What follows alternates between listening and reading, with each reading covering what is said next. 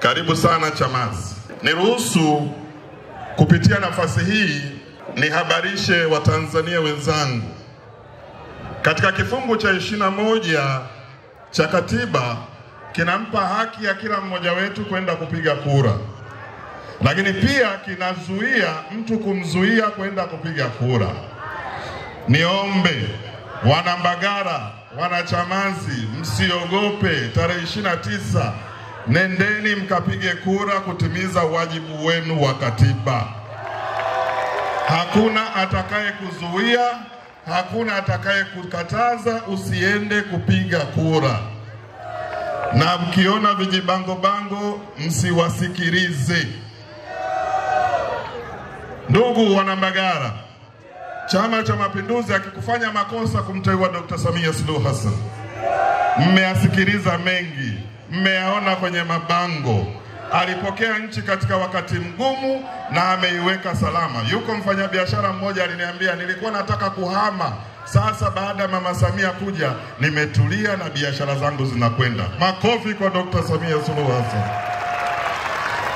Lakini kubwa zaidi, Mama Samia akatuletea Daktari Nchimbi.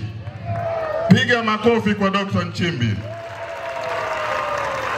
Dr. Nchimbi anatupa moyo vijana wote. Alikuwa mwenyekiti wa vijana na sio muda mrefu kama mtampa ridhaa atakuwa makamu wa rais. Maana yake vijana tuna mahali pa kwenda na tuna mahali pa kufika. Vijana wa Mbagala na Watemeke wote piga makofi.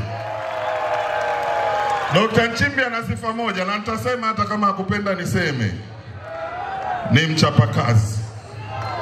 Hapendi majungu.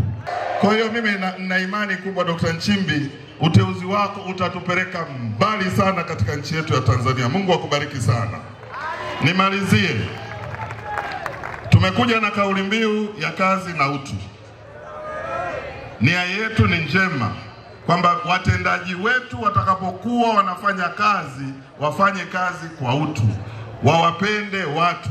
Madaktari, manesi, wakuu wa mikoa, wakuu wa wilaya, wote watakuwa wanafanya kazi kwa utu. Kwa ndo maana kauli utu inakuja, lakini pia kauli ya kazi inapinga wazembe. Hatutakuwa na wazembe kwenye kipindi cha 25 mpaka 30. CCM oye!